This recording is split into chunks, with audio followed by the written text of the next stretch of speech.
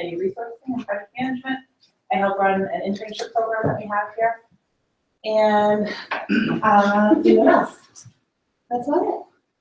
My name is Derek Dicer. If you don't know me, I'm one of the organizers of the Sitecore Developer Meetup Group. We got together with the Milwaukee Content Strategy Group to kind of do a joint meeting. I want to thank our sponsors, obviously, Waffle Festival for the space, and Later One Media for the pizza. This is going to end up being our last meetup of the year, and we're kind of in the planning stages for what we're going to do next year. So we're definitely open for suggestions. Either contact myself, Mark Cervais, who also provided beverages this evening, and or Paul. Mark, Paul, and I are kind of the organizers of the second development. So definitely excited to see what you guys have to share. I am Valerie. I am a content strategist at Laughlin Constable. I am also an organizer for the Milwaukee Content Strategy Meetup Group. We are a little fledgling group, but we're trying really hard, and we're hoping to get that rolling a little bit more going into 2017. So I guess we'll get started. If you guys need at any point to go out and get more pizza or a beverage, feel free to do that. Don't feel like you're interrupting or anything. So welcome. This is a little bit about Laughlin Constable to start. And first thing is that we take grants from now to next. As of this year, you'll see coming up that this is our 40th anniversary. And we've taken over a major rebranding for the company. And we're trying to think about what it is that we do here and what makes us awesome. And we take grants from now to next, and that is perfectly explains what we do here. So we have offices in both Chicago and Milwaukee. Like I said, this is our 40th year. We have 235 people approximately who work between the two offices. Milwaukee is definitely our largest office, and I think we have about 50 people in 100 people in Chicago? 50 people in Chicago. We do everything from digital to media planning, public relations, very traditional advertising to digital, and everything that's coming up new and next. So as far as our digital team is concerned, this is what comprises our digital team.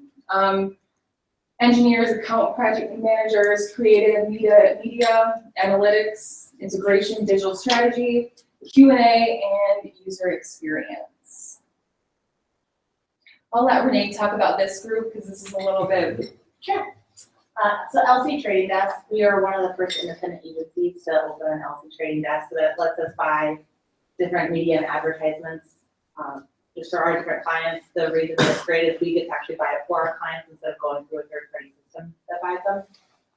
LC Hive is our new production agent or production part of the agency. So we're doing a lot of videos, infographics, animations, and different things for our clients with that team. And in fact, I would say there's probably about 6 to 7 people now working with Hive.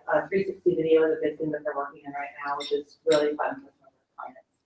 And LC Labs is an innovation group that started with our development team and has branched to the full agency.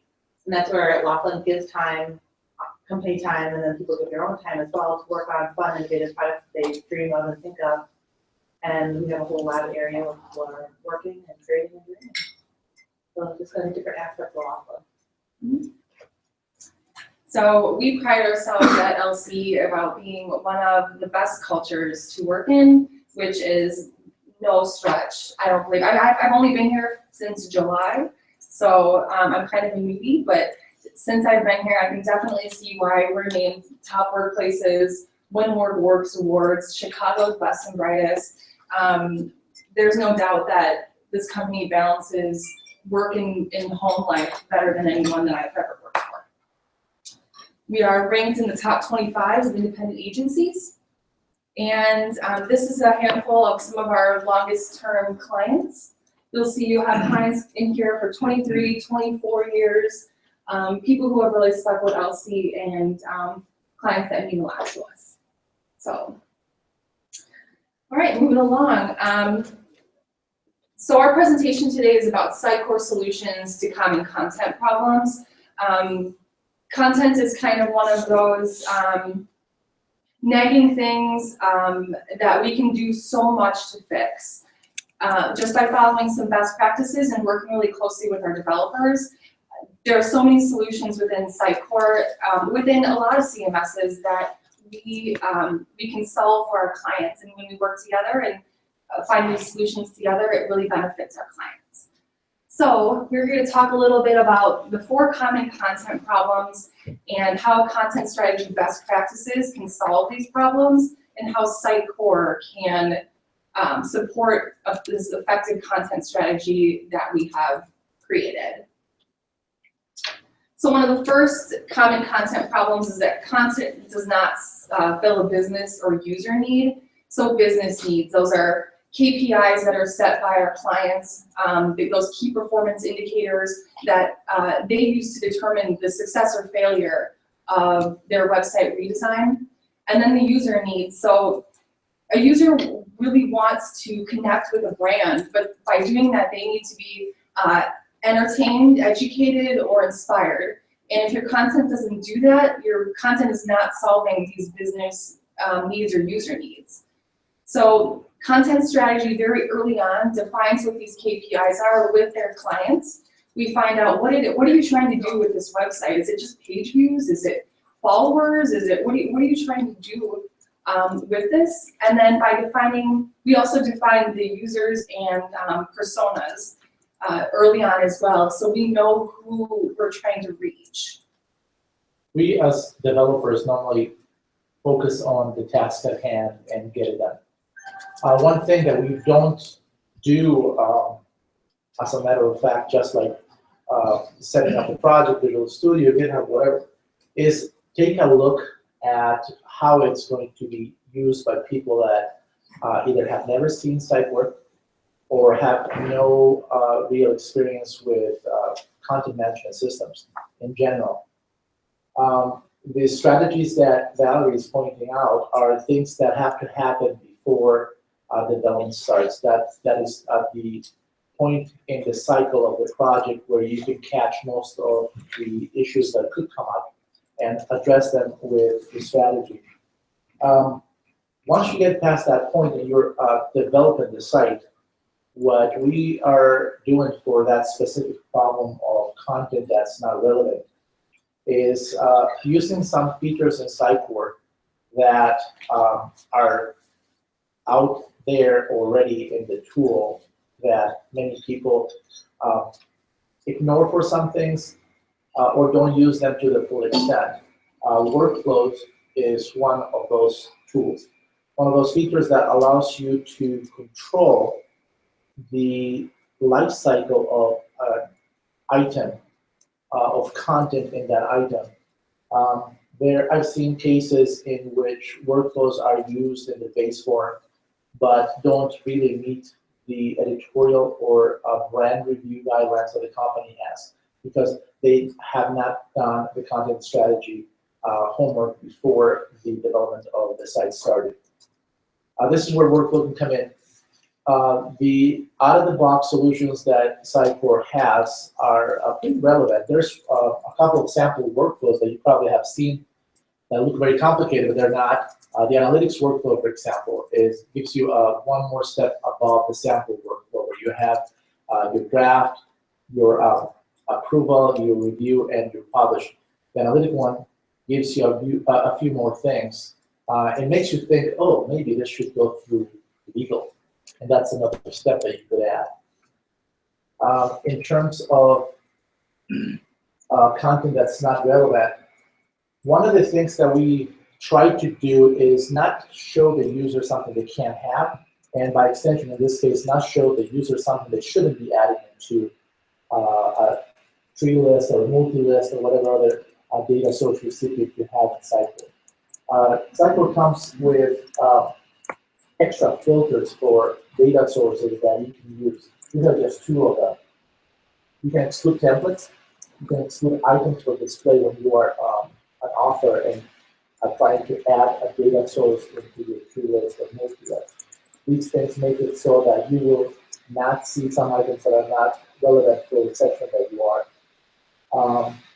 And performance, that's a big, big topic. But it is very clear here that if you want to have relevant content shown to end visitors, you have to do your homework and you have to figure out what are the activities of these users that identify them as a particular profile. And you have to create the cards and the personas and cycle to match them and assign them to the right pieces of content. Okay, you guys have any questions so far? What has to jump in here? Okay. So the second very common content problem is that there's no content life cycle, which leads to old, outdated content on your website. So we've all been to blogs where there are, you scroll to the bottom and there are 10, 15 pages left, and there's no way you're going to look at all of it, get to all of it. It is a very common statistic that people don't get past about the second or third one before they stop caring about your blog posts or news articles or what have you. So that's one example of old and outdated content. Another one is if you have content pages on your website that have dates on them. Sometimes you'll have landing pages that say how excited you are about your event that happened 3 weeks ago, and nobody's changed it, nobody's claimed ownership of that, nobody has updated that in the slightest. So content strategy, the way that solutions to content strategy to this are to define the published and unpublished dates. So when something is published, it has to have an unpublished date at some juncture in time. It's okay to let your website content die. People get very, very emotional about their website content.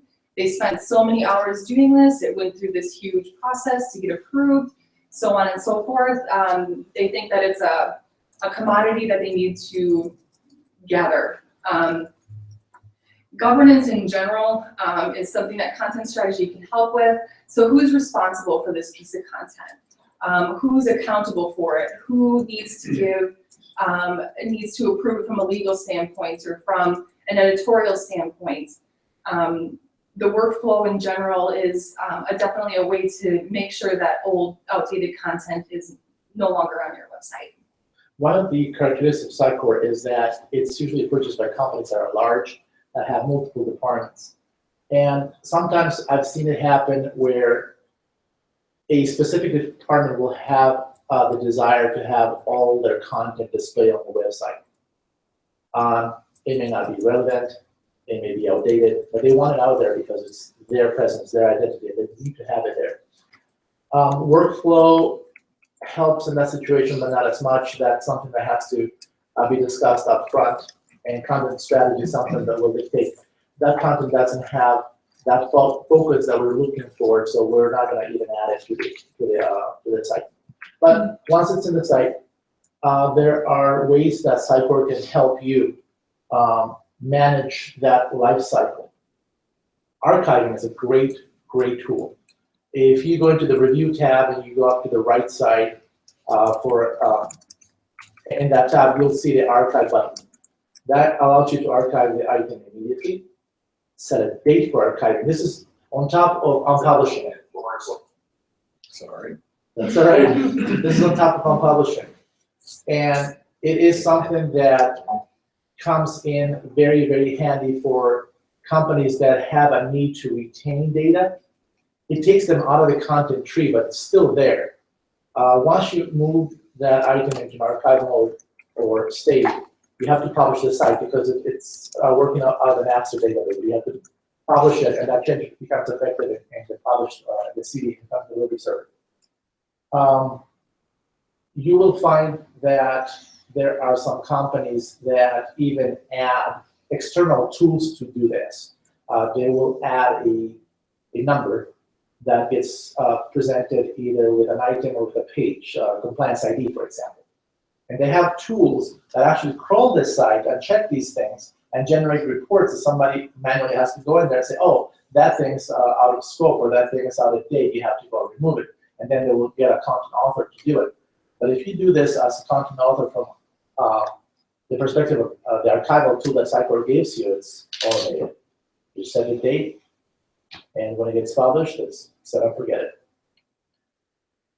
Scheduled tasks. This is something that Sitecore gives you two versions of. You have the web config scheduled tasks and database scheduled tasks. You create a class with a specific function or scrubbing function that you want in there to collect items that are out of scope or out of date, and it puts them in an archive state or whatever you want to do with it. So that's something that is out there. It's built in. You just have to add the things in there. If you don't want to use those, you can use the Windows schedule task to do the same thing. But Sitecore already gives you the two methods. Then there's something that we sometimes do in a custom basis, which is a recurrence control on the template. You add essentially a calendar control that make it recurring so that you can set a specific pattern or frequency for that item. And when your scheduled task detects that 10 days prior, 15 days prior, it can send a notification to somebody. For example, hey, that blog post is now relevant again because we're close to the elections already, or close to Thanksgiving or whatever. And you use that recurrence control to dictate how that happens. And then you have content editor warnings. When authors are working on the content editor, they can be alerted that there's something going on with that specific item. Let's say it needs to be taken out of rotation, or it needs to be updated for something. You can tell them that in that big yellow window in the content editor view. And that's another feature that Sitecore gives you. Yeah, it's a little more complicated. You have to do custom code for that, but it's out there, and you should use it if you can. Questions? So the number 3 most frequent content problem is inconsistent messaging. There are a lot of cooks in the kitchen when it comes to web editors. There's a lot of people who have a lot of opinions. There's a lot of silos in companies. This all leads to some inconsistent messaging. This is a terrible thing for a lot of websites because it consistent messaging builds trust with your audience, and it conveys the brand outlook and attitude you're trying to show to the world. So I'm sure all of you have your most favorite brands that you follow on Instagram and Facebook and their blogs and whatever it is. You like their style, you like their photographs, you like their attitude. Inconsistent messaging leads you to read that stuff and not quite understand who they are or what they're trying to do. If you don't trust a company, you're not going to buy their products. So inconsistent messaging can totally derail a business's plan to try and sell to their customers, basically. So content strategy can help in this situation because first and foremost, we define that messaging with the client first, like right away. That can be as granular as, for a healthcare client, it can be as granular as their service lines. What type of messaging are you trying to send to people who are looking for cancer information or people who are looking for diabetes information? What are those messages surrounding that, all of those instances? And that also includes things like editorial style and voice and tone. Content strategy creates these editorial styles and voice and tone. Simple things like is healthcare one word or two? That it's arbitrary if you're looking at AP style, but it is, you don't want that, everybody having their own opinion about that when they're publishing content to your website. So those are the content strategy solutions. So how do you resolve that? So I would imagine that your content strategy and your not necessarily your branding, but the message that you send across depends on kind of the geography, right? Mm-hmm. So something that's applicable, say, in the Chicago area, which is some of where our clients are based, compared to what is expected, say, in California, would be different. How do you resolve that in terms of your branding? A lot of that comes from the brand strategy department, not the content strategy department. But we do create kind of running rules and style guides for the people who are writing for the website. So these are either documents that can be living documents that are available all the time. In some instances, if there are writers that are hired outside of LC to handle the messaging, we make sure that when they're getting started on specific areas of the site to start working on them, that they have what we call running rules to talk a little bit more about the nuances about that particular service line, let's say, that no one would know but the client. So that's interesting. When you see these running rules, can these be formalized? And by that I mean, can there be some extent of automation, right? Because you mentioned something earlier about voice and, is it possible, this is kind of a Renee and you question. Should I just jump to the next slide? Sorry, guys. This is good. The reason I bring this up is that right now, from what you're describing, it just seems that there's too much of a human factor, right? You need that training. There's no automation involved, especially when it comes to something that's kind of subjective, the tone, the voice, you're sending out some kind of global broadcast saying that, hey, watch out, Zika virus is in town, that kind of shit, right? So is it possible to formalize these running rules, they said, and the Sitecore help out in that respect? I think so. And one of the things that we can do and do for that specific problem is go back to how you treat a child, right? You give him the choices that he can have, and only those choices. So you present language, you present content that is already consistent with the brand and with the message, and you only allow them to pick from that. The asterisk item here is that we have a section on the content tree that has these items that they can pick from that already has been vetted for content consistency, and they can pick from those. You also have the opposite of the exclude rule, where you can only allow them to insert these items and no other items for these specific sections in the page so that your message is consistent. Yeah, there may be some places in the page that the message is a little off, but that's where workflow will catch those things. Now, going back to your point about codifying the rules for the content consistency, that has to happen before development starts so that these global items are created using that voice. But I've seen that fails a lot because that conversation never happens.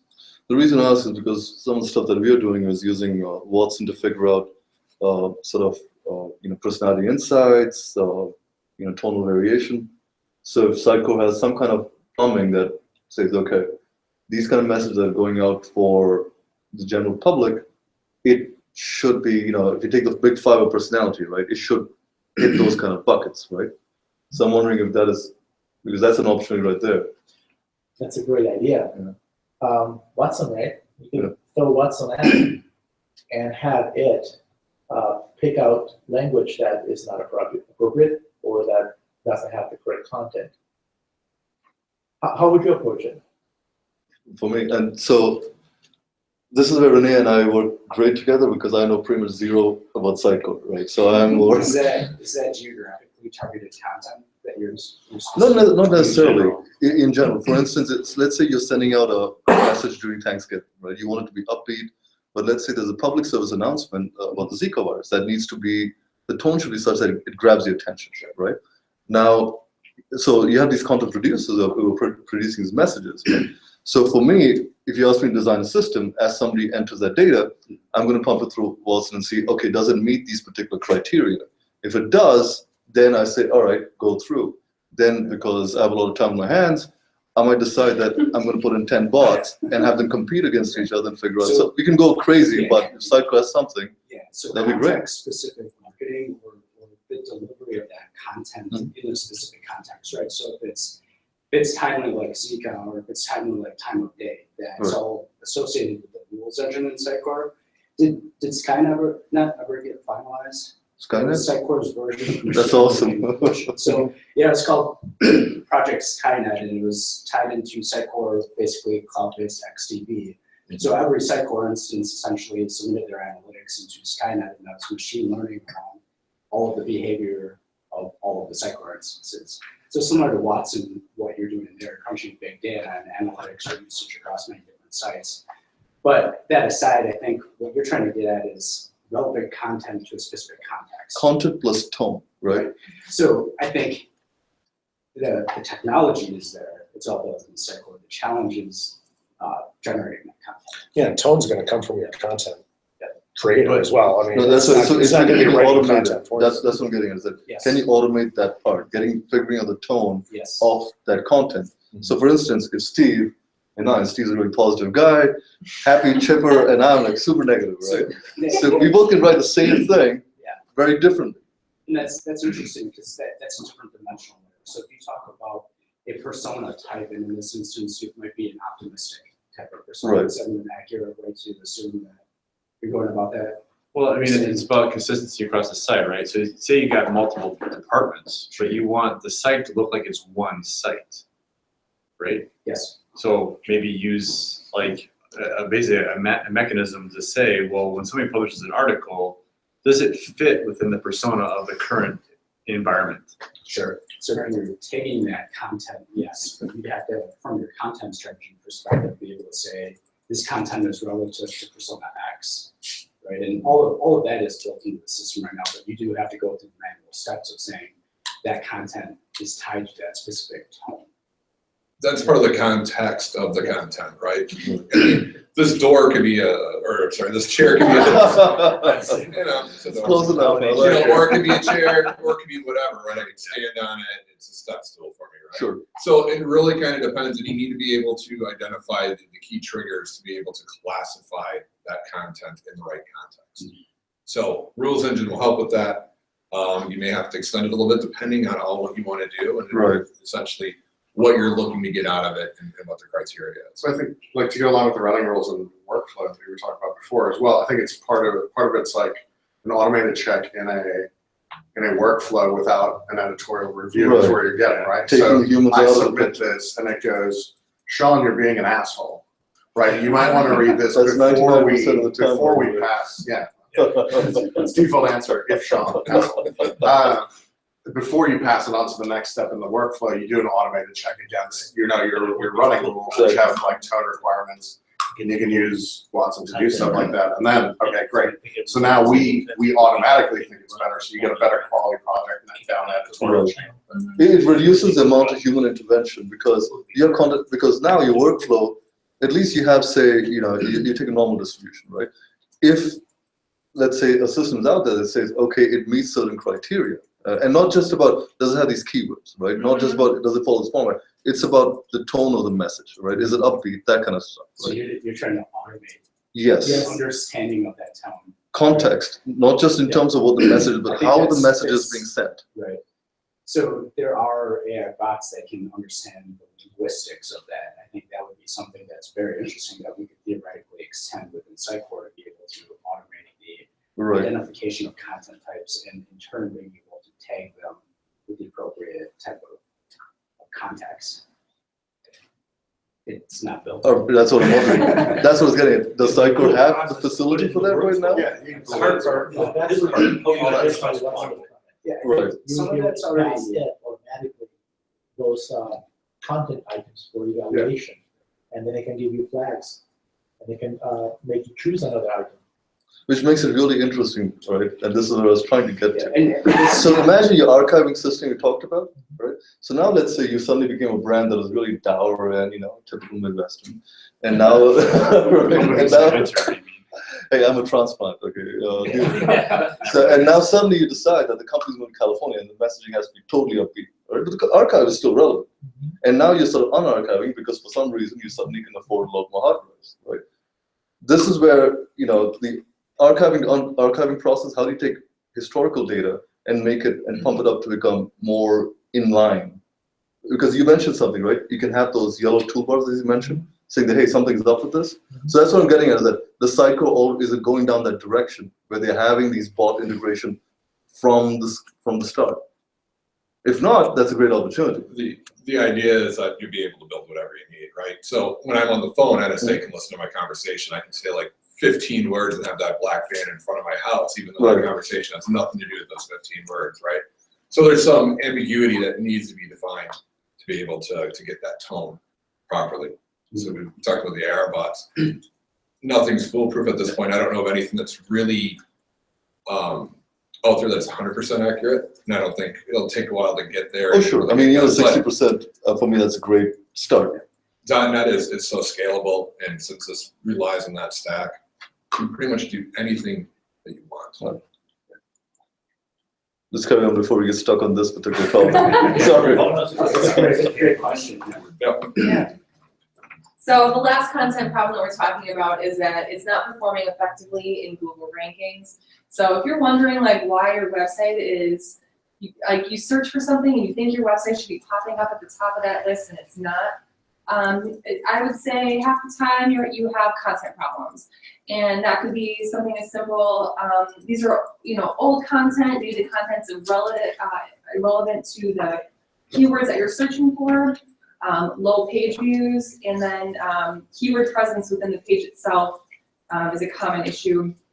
So content strategy can help by updating things such as H1 tags, the meta titles and meta descriptions. We come up with SEO strategies that incorporate the keywords that we find most people are searching for, and defining what those keywords are as part of content strategy. And the metadata is really, really important. It's kind of one of those things that clients forget about or think isn't necessary, or think that automating is the answer. And 9 times out of 10, when you have repetitive metadata, either the title tag or the description, Google ranks that lower. Another thing we talked about earlier was life cycles. So if you haven't touched a piece of content in years, Google's reading that as old and is kind of garbage content. So they're putting that at the bottom of the list. So something similar to the content life cycles, where putting a workflow in place that will remind you to continually update that content, and that could be as simple as updating your H1 a little bit, just so that it reads as a fresh page. It can be extremely helpful. So do that. Yeah. I lost it, you guys. So we look at Google to learn what we need to do to make that page or that site rank higher. Canonical URLs are something that people forget about. You can have multiple ways to get a content and your ranking is diluted. There's a way to fix this with code, right? You would try to get the absolute URL and make always use of it for that item. But there's the Google way, where you have the actual canonical tag. You add that manually, or you can add that automatically. Then you can use handlers to do that treatment.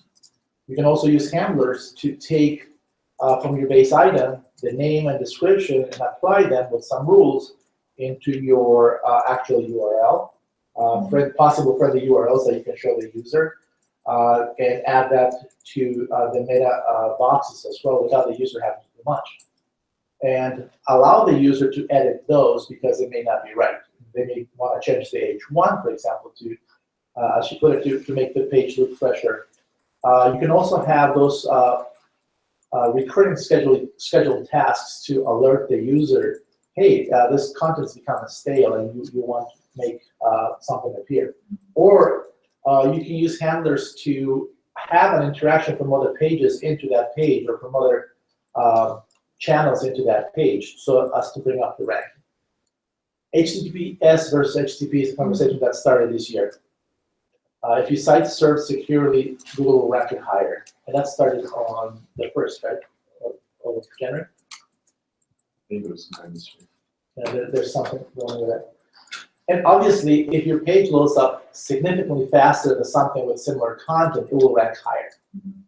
And that's where caching and tuning comes in. There are a lot of knobs and switches that Sitecore gives you to do that. The mere fact that you have a published database with only the published content allows you to scale and be significantly faster than the other guys. There's a lot of information out there for doing this, caching and tuning.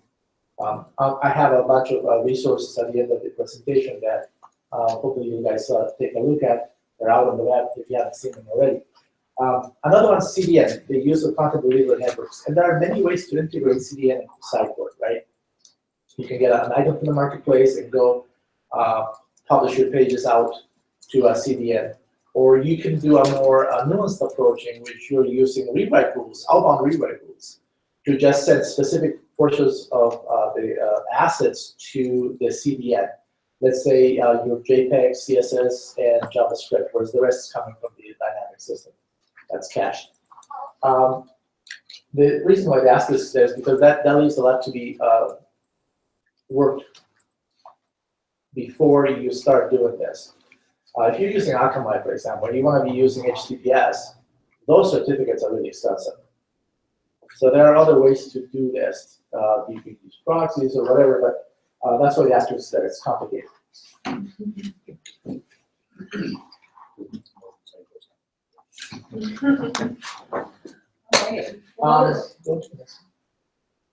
So I have a couple pages here full of articles touching each one of the features. Take a look at them. They're how-to articles for the most part. And at the end, I have some of the guides.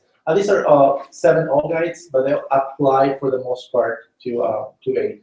8.1 and 8.2 are changing significantly for some of these things. So take a look at the new site. All right, that's it, guys.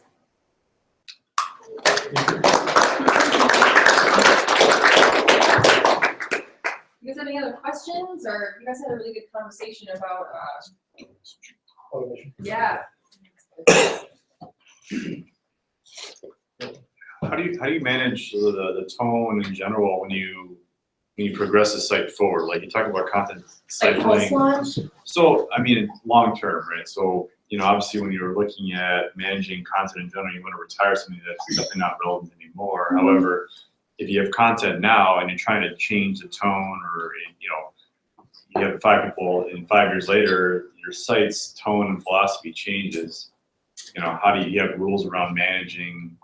Well, I really want to take this in a whole new direction, right? But you want to do it in a way that doesn't just shock the entire community who's already on the existing. And this is not that out of the ordinary. If you consider what happened to NM, right? Mhm. There are a lot of legacy sites that Yeah. had to get incorporated into one Sitecore instance, essentially. Mhm. So, I mean, this is far more common than not. And given what we noticed with the implementation, there's a significant amount of manpower invested in this. Mhm. And this is what we're trying to solve here. Like, how do we inject something that can, again, if you consider, just basic, workflow efficiencies, you cut down by even 10%, 20%. I mean, that's significant. So, Yeah. Great point. Yeah. Okay. Right. The audiences need to be considered, need to be profiled, made into cards and personas. So you have to profile the content, and you have to say this content belongs to that type, this content belongs to that type. And then you add the ability to segregate the visitors to belong to each one of these things. And you present them content that's according to that persona with that tone. so you're talking like a blue-green kind of deployment scenario? Where Where essentially you're segmenting the market. By activity or by identity, you'll be identified and put in a group, in a persona or in a profile. And the content that belongs to, that is associated with a persona or card or profile will be served to you, or there will be rules that say, oh, you don't want to show that specific component to that type of user, to a user in that persona.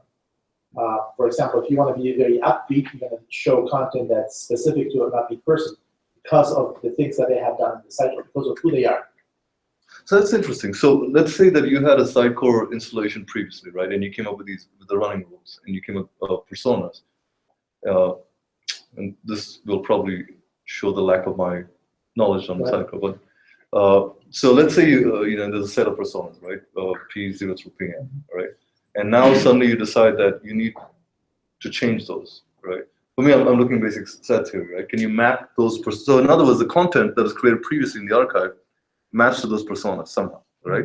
Now your new thing comes along, you come up with the new personas, and your new content is mapped to that. Director comes along, archive needs to be updated. So is it possible, like Sitecore, does it provide this? Yes, it does. So you can map those personas? You can do it both ways. Okay. When you go into the template on the upper right side, you're gonna see the persona chooser, basically. I don't know what that's called. You click on that thing, and you can assign a persona or multiple personas to that content. Okay. Or you can assign one, and for that item, modify the values that are associated with that profile. Do personas have relationships to other personas? Yeah, you can combine them, you can add multiple. You imagine you have a persona and you say that like you're migrating your content. So this persona over here doesn't really match in persona in a new flavor, but you're able to sort of say that this It's kind of like what we, forward progress. in like a very remedial way, it's what like I think of as like a 301 like redirect strategy. It's kind of like what you're matching that up to and the logical way to do that. So if this persona is going away, you would match it to like the nearest next one. Can you go into the previous, one of the links that has the nonlinearcreations.com in it? The second one. You want me to go into that link itself? Just go there. Oh, Did I just see sitecore.com/index.php? Oh, I was just- You Uh, didn't that's not it. Sorry. that's not it? There's another one for how to. That's awesome. say first Zero name, site times is on the PHP. WordPress. No comments.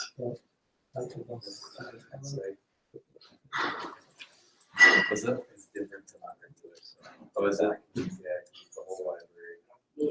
Trying to be community-like. I have another random different question. It's a center at the top.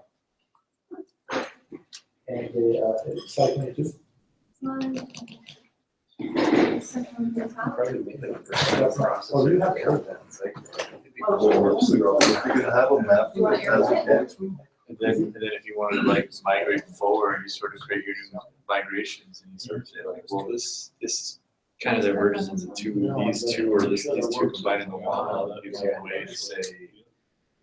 I mean, once those personas. I don't know that. Versions for each. I mean, just think about it, right? We do content audits all the time, but we've never, this might sound flaky, but we never do like, tone audits or whatever, right? Where we're trying to see, like, is the message getting across? That's the thing.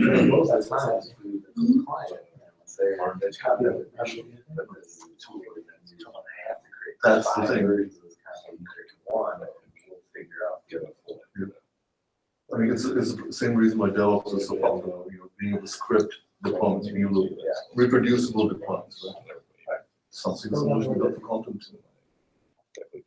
And the archive, I think, is the archive, is it still social? Here, you can add a link. You can make any custom text. That's approach one. I guess that's approach one where you have two profile cards associated with an item. And that builds a specific profile card values matrix. Or you can go to approach two, which you add one persona, one profile card for that.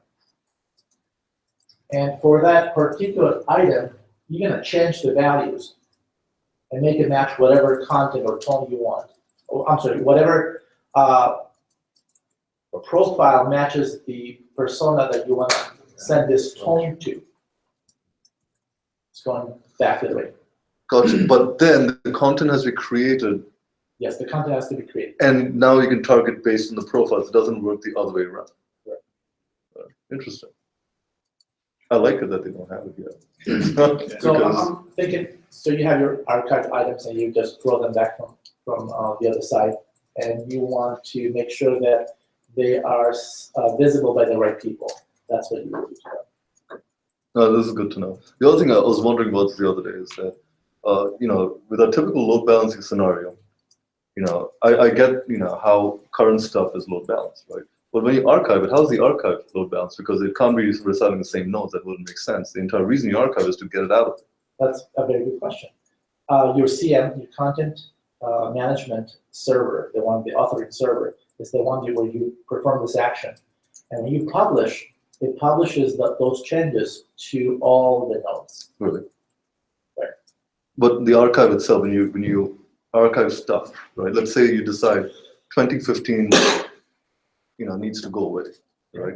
Dump it somewhere else, it's archived, right? I'm imagining the index is going to go to Okay. whatever node you designate as the archive nodes, or where does that archive reside? Oh, it's still in the Sitecore tree, but it's not in the content tree. It is essentially unpublished from the CDs, but it's still in the CM. It resides in your content server, but not your production Yes. web nodes. So it would be gone from here.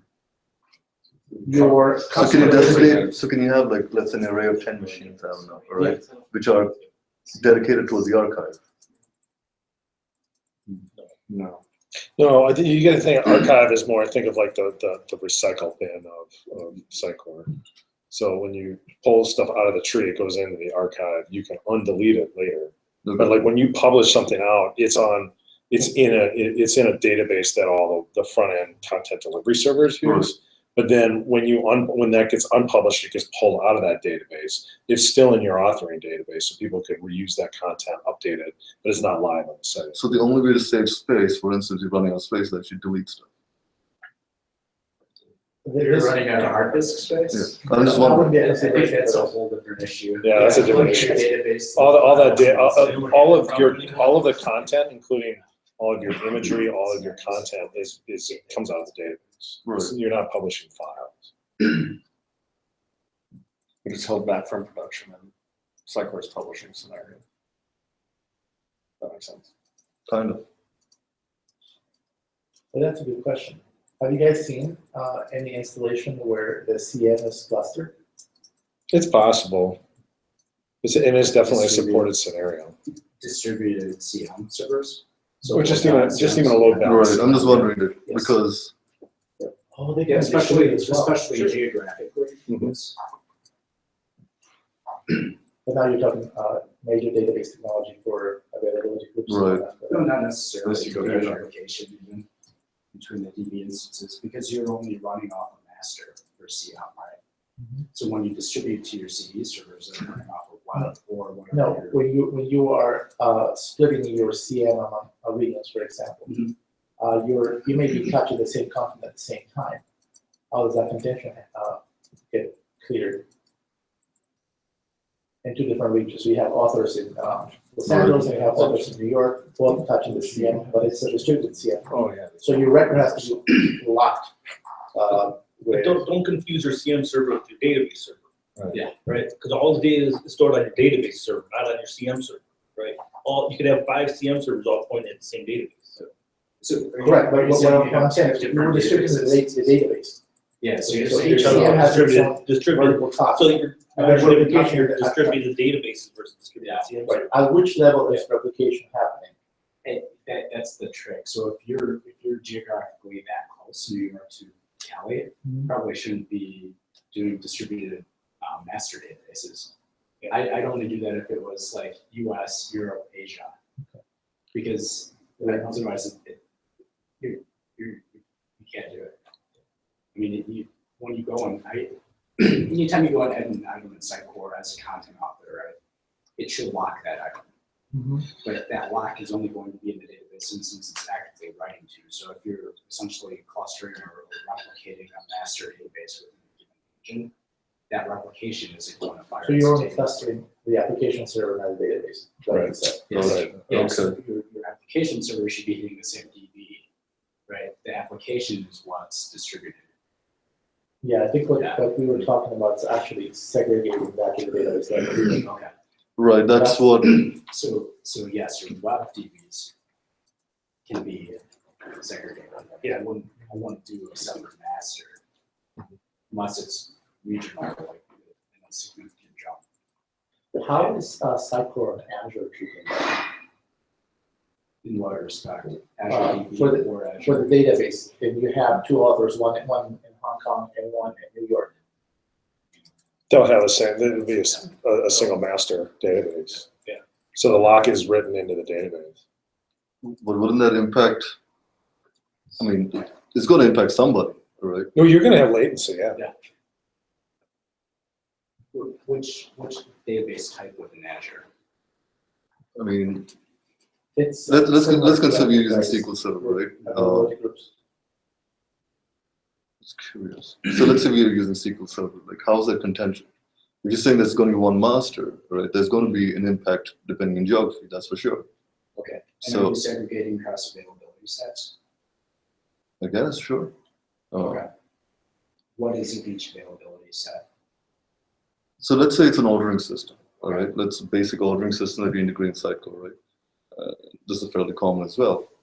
Now, if you have, say, one master, right? And you have somebody in Hong Kong that is trying to place an order for something, right? You're That'd be an external user though, right? right. No, we're talking about an author. Not an external user. He signs up the site or he goes to content editor, content tree, and starts doing something. That locks an object in New York. What's It could work both ways. Okay. We're talking orders or? Yeah. It could work both ways, actually. It could work both ways, because let's say as an internal user is updating the price of something, right? You have somebody, you have a person in Hong Kong again, a regional office that is updating the price, and you have somebody in the US updating the price of the same item. It's contrived, obviously. That's where you want to take into account transaction volume. So if you have price, right, if you're updating your price per item on a high frequency, you probably don't want to sort of cycle. Right, Okay. it's like inventory logic. You're not going to store inventory in Sitecore, especially across, like, say I have an e-com platform that is distributed across the world and I get 400 orders per minute or something like that, right? Fair enough. You typically would overlay a system that's more responsive. Right, even Amazon doesn't do real-time inventory because of that latency and that real-time data. Actually, Amazon does something a bit more interesting, right? There's certain things that are guaranteed to happen. Like, let's say they use DynamoDB for some of the instances, right?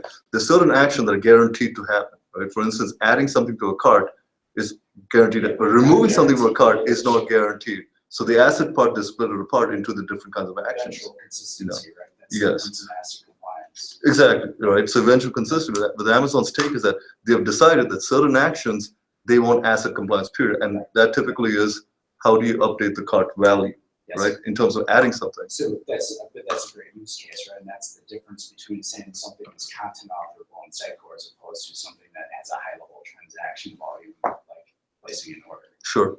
So that's where, yes, if you can geographically distribute your CM server with one DB in different regions, but you wouldn't want to do it like linear. Plus the other constraint would be your Sitecore license, right? Right. Are you And that's, finding, okay, so let's like, say, 1,000 users editing Sitecore at the same time, or?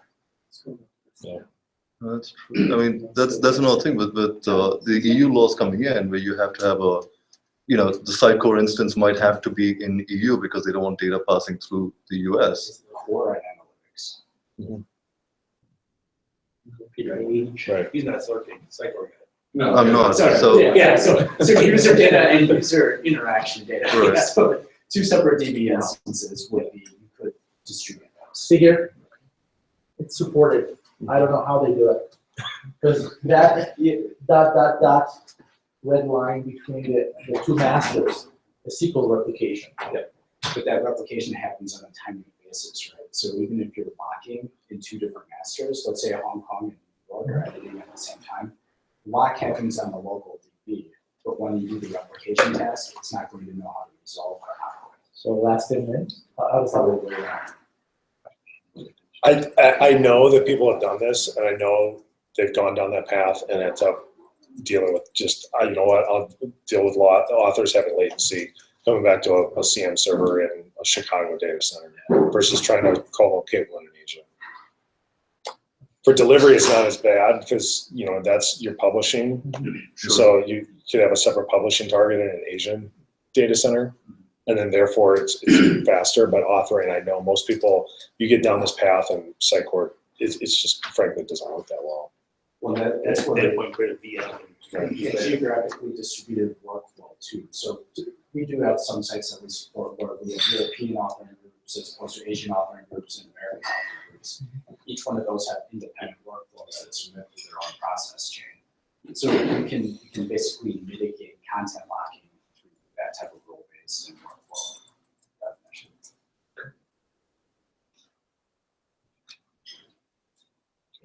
Good question. Have you guys seen other CMSs do that? Sorry? Have you guys seen other CMSs do that? this. Mhm. Not in the same, because of the way Sitecore segments its data, it's a little bit better. Epi does something a little bit similar.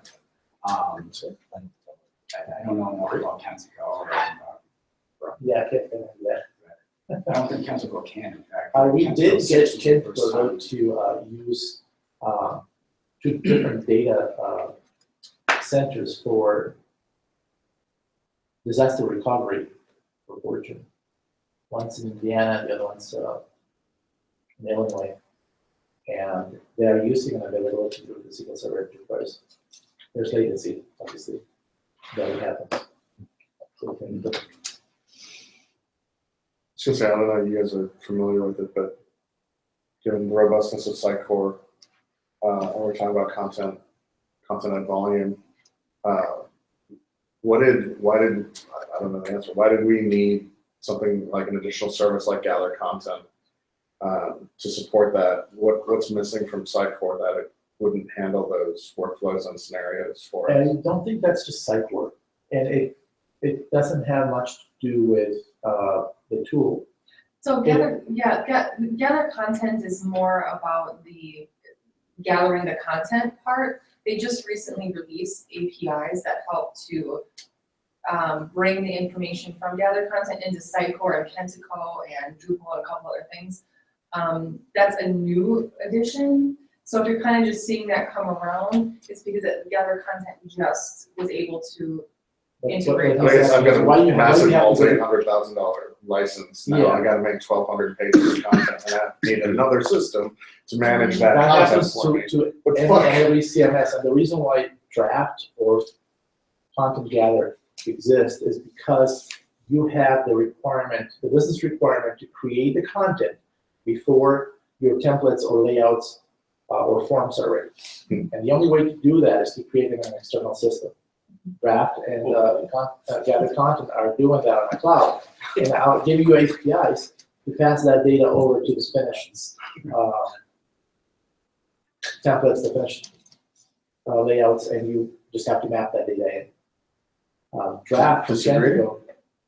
Or were you, I don't know. Oh, it is a challenge, and it's one that Sitecore is addressing with what they just announced with the Sitecore Experience Accelerator, which is kind of if you look at like Kentico ships with a whole toolbox of different like web parts, or I can't remember what they call them in Kentico, where you have like, a column container, and you have a different column layouts, where Sitecore, you install it, like, great, there's nothing out of the box. It doesn't do anything once you install it. You have to write code in order for it to work. Where Kentico, you could actually do all the work in just doing CSS, uploading that into Kentico, and then you have a site.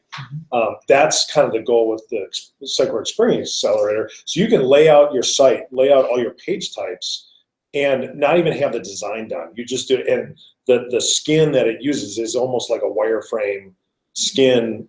So now you have all of your data templates are formed. People can start authoring the content. They author it in the same page editor with, it doesn't look like it's gonna look like, it looks like they're authoring it in a wireframe version of the site. Meanwhile, design is going through and actually finalizing the design, doing the front end work of building the CSS, and then putting that in there. So it is a known point, and I don't know for very large complex sites with a lot of integrations that you necessarily are going to go with SXA, but it's an approach. How much is it? 20%. Yeah, 20% of your license costs. So, or you can look at other accelerators like Lighthouse or BrainJack Score. Draft is like $50. Yeah, they have a cool API. It's a REST API that they're going now to feed data to mobile devices. It's just JSON. The other constraint is where are you offering content? I mean, at the enterprise level, Sitecore might not always be the correct system, to kind of what Derek was saying, right? I mean, we have many different, especially product-driven implementations, where PIM might be the correct source for content. Web basically serves as an enrichment layer or experience management One truth. So systems of truth for specific data types. Product data, ERP, Can we work with content. Inverter? Depends. Actually, so they are coming out with a completely SaaS-based version right now, so that it's going to be, I'll have to get back to you on this cost actually. That's a hard question to ask. I'm probably not supposed to talk about it. Actually, it's not official.